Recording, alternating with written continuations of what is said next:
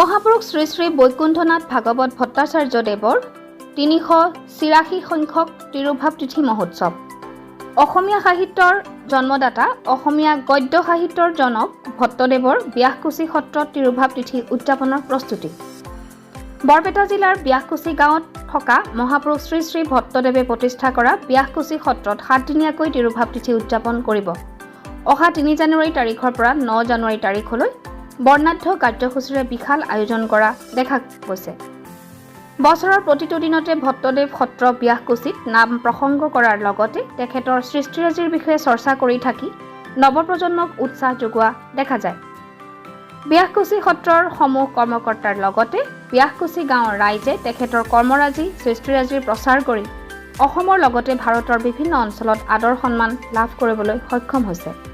অসম চৰকাৰে গুৰুজনাক সন্মান প্ৰদৰ্শন কৰি ভট্টদেৱ বিশ্ববিদ্যালয় স্থাপন কৰিছে।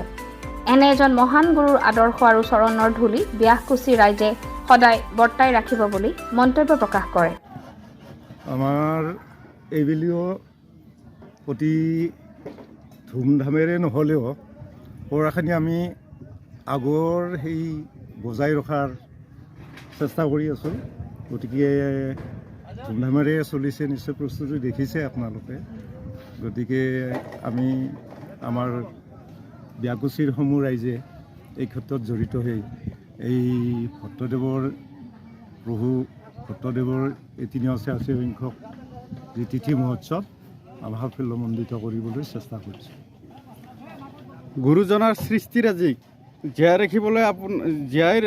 ৰাখিবলৈ আপোনালোকে অহোপ্ৰাণ চেষ্টা কৰি আহিছে আৰু তেখেতৰ যিটো সৃষ্টিৰাজিৰ প্ৰসাৰ এই ক্ষেত্ৰত আপোনালোকৰ ব্যাসকুচিবাসী ৰাইজে লগতে গুৰুজনাৰ শিষ্য হিচাপে কেনেকুৱা ধৰণৰ ব্যৱস্থা গ্ৰহণ কৰিছে? এই ক্ষেত্ৰত আমাৰ মহাপুৰুষ ভট্টদেৱৰ যি স্মৃতি বিজড়িত আমাৰ সত্ৰ, গতিকে তেখেতৰ প্ৰচাৰৰ ক্ষেত্ৰত তেখেতৰ যি আপুৰুগীয়া সৃষ্টিৰাজি এই গোটেই ভাৰতবৰ্ষতে বিয়পি পৰাৰ ক্ষেত্ৰত আমাৰ সত্ৰখনে অতি সফলতাৰে আগবাঢ়িছে এই কামত।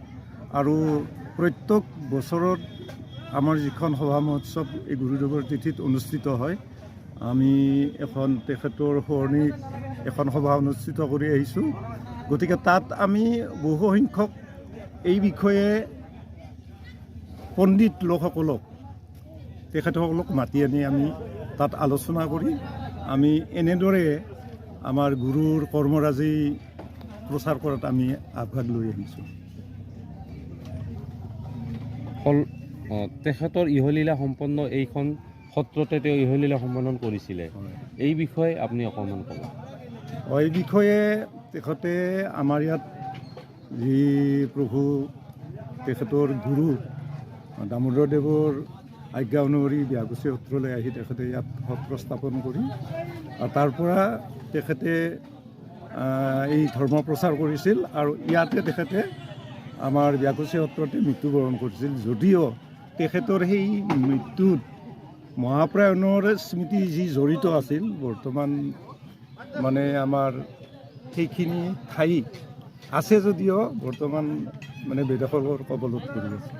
বেদখলৰ কবলত আছে। ইয়াতে এটা বাহাৰ ঘাট বুলি যি গুৰুজনাই আহি যিখন মানে যোনটো ঘৰত আছিলে সেই ঘৰটোৰ নাম বাহাৰ ঘাট বুলি জানিবলৈ পাইছোঁ। ইয়াৰ বিষয়ে আপুনি বাহাৰ ঘাট কিহৰ কাৰণে হ'ল? বাহাৰ ঘাট মানে যেতিয়া তেখেতে শিষ্যসমূহক লৈ ইয়াত এটা নদীৰ উপনৈ আছিলে, সেই নাৱেৰে আহি থাকোঁতে তাত এটা মানে আচৰিত দৃশ্য তেখেতে দেখিবলৈ পাইছিল।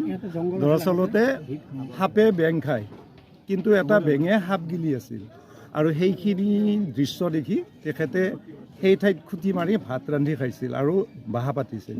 সেইকাৰণে সেই ঠাইখিনিৰ নাম পুৰণি সত্ৰ বাহাৰ ঘাট বুলি কয়। আপুনি এটা কথা কৈছে যে এইখিনি দুষ্ট চক্ৰৰ কবলত যিখিনি মাটি আছে সেইখিনি মাটি তেওঁৰ দুষ্ট চক্ৰৰ কবলত পৰা বুলি কৈছে। ইয়াৰ বিষয়ে আপুনি ইয়াৰ বিষয়ে তাৰমানে অসম চৰকাৰক অৱগত কৰা হৈছে আৰু চৰজমিন তদন্ত কৰা হৈছে অসম চৰকাৰৰ জৰিয়তে।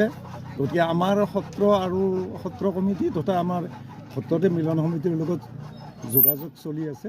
গতিকে আমি আশা কৰিম চৰকাৰে এইখিনি ব্যৱস্থা হাতত ল'ব উদ্ধাৰৰ বাবে। এনে আমি এনে শুনিবলৈ পাইছোঁ যে গুৰুজনাৰ জন্ম হৈছিলে বিছানকুছিৰ ভেৰাগ্ৰামত, এইটো তাৰ বিষয়ে আপুনি ক'ব।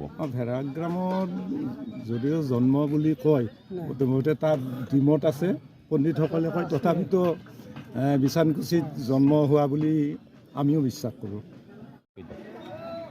ডাইৰেক্ট কথাখিনি মই কৈছোঁ, মহাপুৰুষ বৈকুণ্ঠনাথ ভাগৱত ভট্টাচাৰ্য তেখেতৰ পাণ্ডিত্য গুণৰ কাৰণে ভট্টাচাৰ্য উপাধি লাভ কৰিছিল আমাৰ গদ্য সাহিত্যৰ জনক ভট্টদেৱ। ভট্টদেৱৰ 386 সংখ্যক তিৰুভাৱ তিথি মহোৎসৱটি আমি 7দিনীয়া কাৰ্যসূচীৰে আয়োজন কৰিছোঁ। আমি অহা 3 জানুৱাৰীৰ দিনাখন তেখেতৰ স্মৃতি, তেখেতৰ সৃষ্টিৰাজি কৰ্মৰাজি সেই বিষয়ৰ বিশদভাৱে আলোচনা কৰাৰ কাৰণে আমি বিশিষ্ট ব্যক্তিসকলক আমন্ত্ৰণ কৰি আনি এখন সোঁৱৰণী সভাৰ আহ্বান কৰিছোঁ। সেই সভাখনত উপস্থিত থাকিব আমাৰ নিৰ্দিষ্ট বক্তা হিচাপে দীপজ্যোতি বৰপূজাৰী, অধ্যক্ষ নলবাৰী সংস্কৃত মহাবিদ্যালয়, আৰু নিৰ্দিষ্ট বক্তা হিচাপে তেখেত থাকিব, মুখ্য অতিথি হিচাপে থাকিব আমাৰ সকলোৰে পৰিচিত, আমাৰ টিভি টক শ্ব'বিলাকত চিনি পায় ময়ূৰ বৰা, তেখেত বিশিষ্ট লিখক তথা চিন্তাবিদ। ময়ূৰ বৰা থাকিব আমাৰ বিশিষ্ট অতিথি হিচাপে। তাৰপিছত থাকিব আমাৰ সৰু অসম দেৱ দামোদৰ সংঘৰ সভাপতি, অধিবক্তা, জ্যেষ্ঠ অধিবক্তা তথা সৰু অসম দেৱ দামোদৰ সংঘৰ সভাপতি অভয় বৰ্মন ডাঙৰীয়া, আৰু আমন্ত্ৰিত অতিথি হিচাপে আমাৰ ইয়াত উপস্থিত থাকিব আমাৰ প্ৰাক্তন দেৱ দামোদৰ সংঘৰ সভাপতি হৰেন্দ্ৰনাথ ডেকাদেৱ। তাৰ উপৰি আমাৰ বিভিন্ন কাৰ্যসূচী এই সভাতে চলিব। আমাৰ 3দিনীয়াকৈ এখন থিয়েটাৰ আমন্ত্ৰণ কৰি অনা হৈছে, অসমৰ আগশাৰীৰ নাট্য দল মানে ৰাজমুকুট থিয়েটাৰ। তেখেতসকলে অহা 4 তাৰিখৰ পৰা আমাৰ ইয়াত সত্ৰৰ সভা মহোৎসৱতে অতি কম সময়ৰ ভিতৰত আমাৰ এইবাৰৰ উদযাপন সমিতিখন গঠন কৰা হৈছে। তেনে ক্ষেত্ৰত আমি কৰিবলগীয়া বহুত প্ৰস্তুতি আছিল, যদিও আমি সময়ৰ কম কাৰণে অলপ কিছু অসুবিধা পাইছোঁ। কিছুমান কৰিবলগা কামো হয়তো ভালদৰে কৰিব পৰা নাই। তথাপিতো আমি চেষ্টা কৰিছোঁ কিমানখিনি আমি সাফল্যমণ্ডিত কৰি তুলিব পাৰোঁ আমাৰ অনুষ্ঠানটো, তাৰে আমি চেষ্টা কৰি যাম। এইখিনিয়ে সভা মহোৎসৱ সম্পৰ্কে আমাৰ প্ৰস্তুতি কমিটিৰ তৰফৰ পৰা ব্যক্ত কৰিলোঁ আপোনালোকৰ সন্মুখত।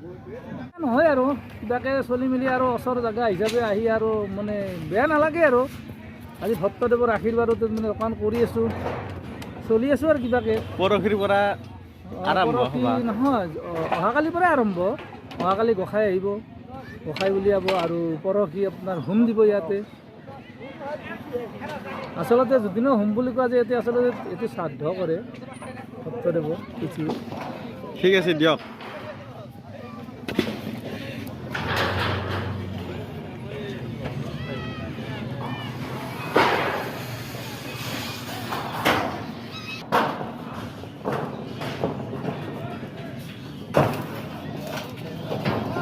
বিয়াগুচিৰ সভাৰ পূৰ্ণ প্ৰস্তুতি চলিছে, কি ক'ব? একদম সম্পূৰ্ণ প্ৰস্তুতি চলি আছে। প্ৰধান দোকান পাৰবিলাকত ঠাইবিলাক দেখুৱাই দিয়া হৈছে, সিহঁতে মানে কাম কৰি আছে। আমাৰ 386 ব্যাকুচিৰ পৰা নৱজিত নাথৰ ৰিপৰ্ট, অমৃত নিউজ।